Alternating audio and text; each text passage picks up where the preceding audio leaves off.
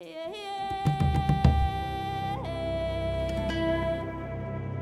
out, va out, va out. Hey.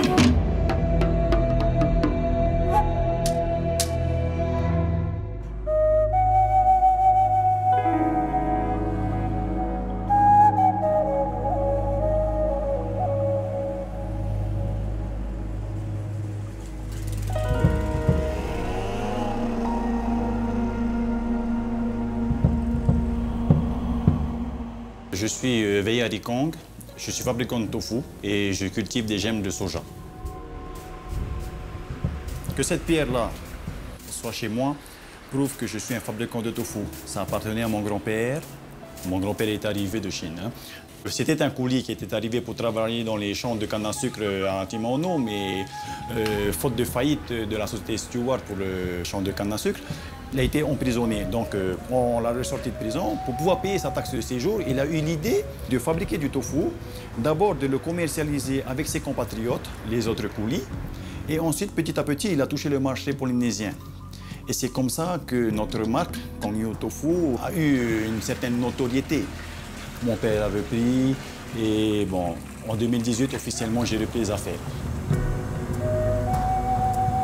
C'est comme Obélix, je suis tombé dans la marmite mais dès tout petit. J'ai grandi un peu dans les champs agricoles, entre la fabrique de tofu, au marché de propriété.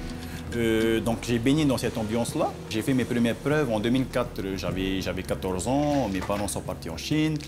J'ai fabriqué du tofu seul, j'avais l'entreprise sur mes épaules seul. Il fallait que j'aille livrer le tofu le matin très tôt. Donc je piquais la voiture, mais c'était pour aller livrer du tofu. Et puis voilà. C'est comme ça que j'ai fait les débuts et que j'ai vraiment pris goût au métier.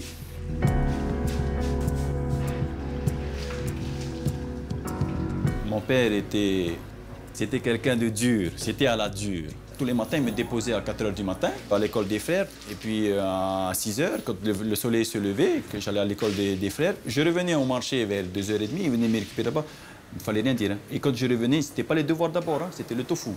Mais ça a forgé la personne qui est devant vous. Pour pouvoir fabriquer du tofu, d'abord, premièrement, il faut aller chercher des bonnes graines. Tu vas commencer à les immerger dans de l'eau pour qu'elles se chargent en eau. Le lendemain matin, tu les rinces.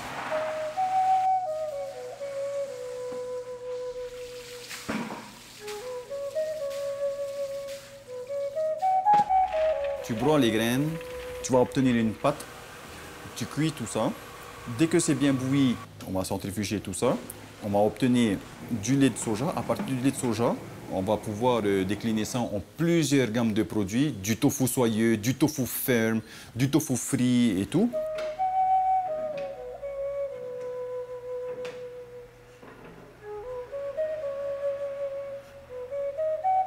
Ensuite, on laisse cailler le lait de soja pendant une quantité de temps encore qui est prédéfinie. On le renverse dans un tamis, on presse tout ça pour faire chasser l'eau qui était à l'intérieur préalablement.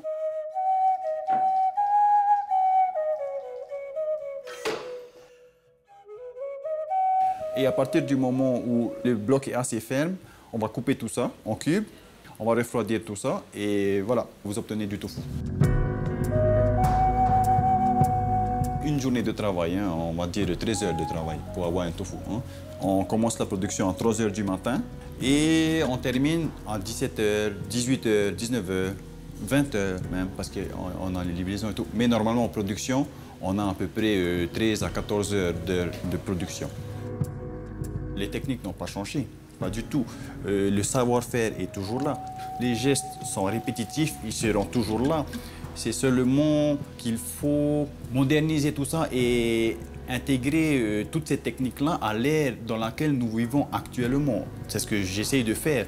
On peut parler d'innovation, de modernité, mais seulement c'est de faire une harmonie entre la tradition, l'humain et les nouvelles technologies. Et de faire une symbiose avec tout ça. Et c'est possible avec le tofu, c'est possible.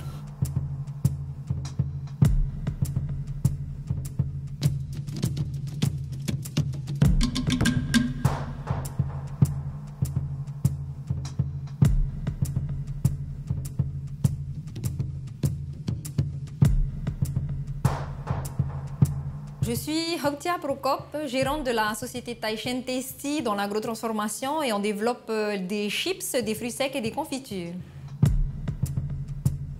On travaille avec une vingtaine de personnes, agriculteurs ou particuliers, qui nous livrent leur production. On privilégie la proximité, c'est-à-dire que on va dire 80% de nos fournisseurs viennent de la presqu'île et 20% on va dire de l'extérieur, Marquise ou Île-sous-le-Vent.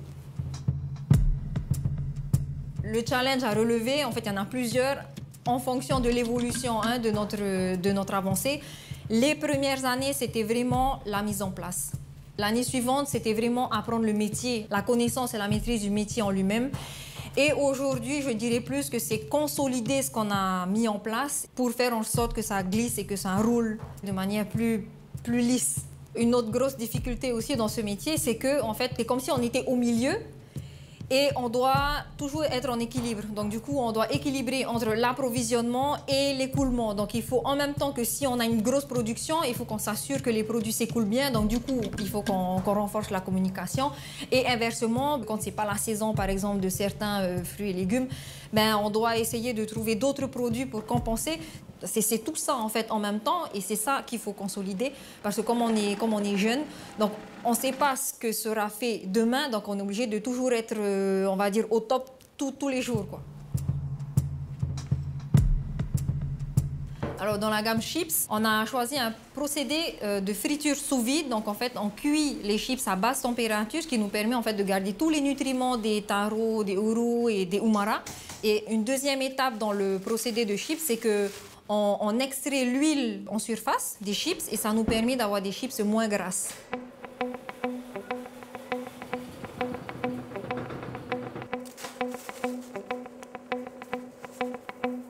Quand on a pensé à faire les fruits secs, on s'est dit mais c'est pas possible quand même qu'il y ait autant d'obésité, par exemple chez les enfants.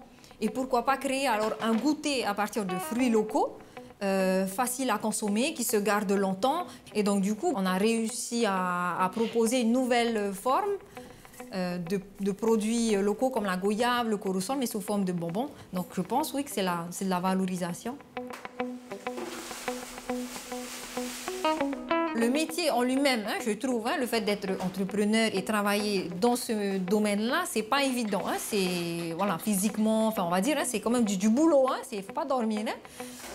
Pour compenser ça, c'est vrai que tous les jours, on a la satisfaction d'avoir fait quelque chose de beau, de bon, de bien. Voilà, c'est ça qui nous pousse aussi à continuer tous les jours. Et on voit que ça se développe, que c'est un secteur qui est porteur, qu'il y a des métiers d'avenir dans ce secteur-là, parce qu'il y a tout à faire, quoi. Et le déclic qu'on a eu, c'est, je pense que on est issu d'une génération qui est né, je pense, d'un mouvement planétaire qui se pose des questions par rapport au changement climatique, qui se pose des questions par rapport à notre manière de vivre, à notre société, on va dire, industrialisée. Et c'est vrai que le fait d'avoir fait des études à l'extérieur et quand on revient, on voit un décalage entre ce qui est possible de faire et ce qui n'est pas encore fait ici. On est carrément en retard et c'est ça aussi, je pense, qui nous a poussé à aller dans cette voie, c'est de se dire qu'en fait, il y a tout à faire et on a la richesse ici.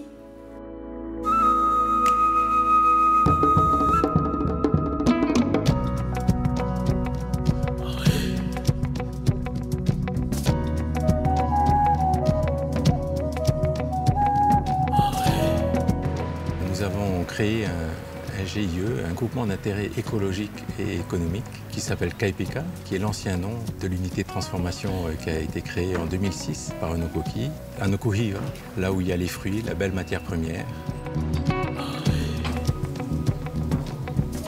Je suis Hugues Chaz, je m'occupe de la recherche et développement à la compagnie du fruit marquisien, qui est gérée par Tamato Chaz, mon fils. Et donc je l'assiste dans cette belle aventure marquisienne, qui est de créer une unité de transformation de fruits. Donc nous avons 3 sociétés qui permettent d'agir en économie circulaire.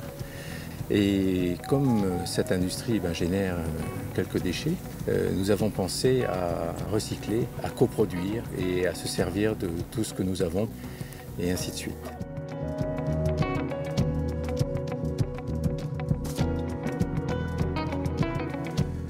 faire, c'est qu'on va placer des troncs d'arbres perpendiculaires à la pente et ça va permettre que la pluie fabrique des redonds naturels. On va placer ce tronc-là.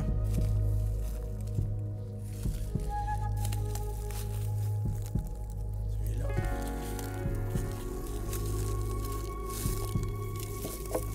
On va placer un autre, un grand, un plutôt large. Hein. Et comme ça permettra à l'eau de pénétrer très bien dans le sol. C'était une brousse de Burrow, de Miro, de Farah. Et donc il a fallu qu'on dessine le terrain. Parce qu'un des principes les plus importants, c'est la circulation de l'eau. Puisque le terrain est légèrement en pente pour que l'eau circule tout doucement. Ah ben parfait, ceux-là, on va pouvoir les récolter dans 15 jours. Tu vois, c'était une idée remarquable de semer les potirons. Là. Ça fait une merveilleuse couverture de sol, en plus du paillage. Là, j'en vois une là. Je pense qu'elle est à maturité. Oh là, il y a une.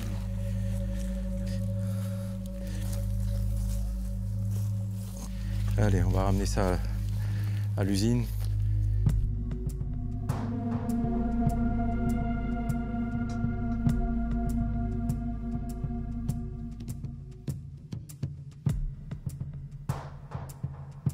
À la création de la compagnie du fruit, Tamatoa a dû négocier le prix des fruits auprès des agriculteurs.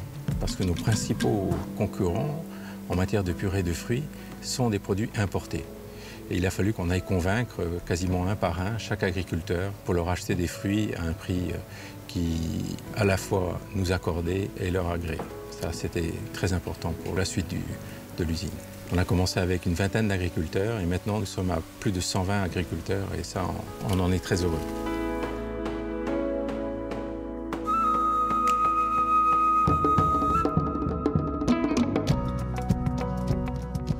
Le tamanou nous a intéressés parce que c'est une graine qui est utilisée depuis toujours par les Marquisiens et par les autres Polynésiens aussi. Et le tamanou des Marquises est absolument méconnu. Et lorsque nous avons commencé nos récoltes et la création de nos séchoirs, l'université nous a approchés pour nous aider aussi à développer la meilleure façon de produire une huile de qualité. Nous expérimentons plusieurs graines de plusieurs vallées différentes, y compris d'autres îles des Marquises. Et il était important pour nous de savoir le moment le plus idéal pour prélever la graine et en extraire les résines. Nos matières premières sont 100% naturelles. Elles sont dans un environnement absolument merveilleux, qui sont sans pesticides, sans engrais. Et nous n'allons jamais faire une grosse industrie de tout cela. Par contre, si nous voulons gagner notre vie sur ces matières premières-là, il est important d'en faire des beaux produits.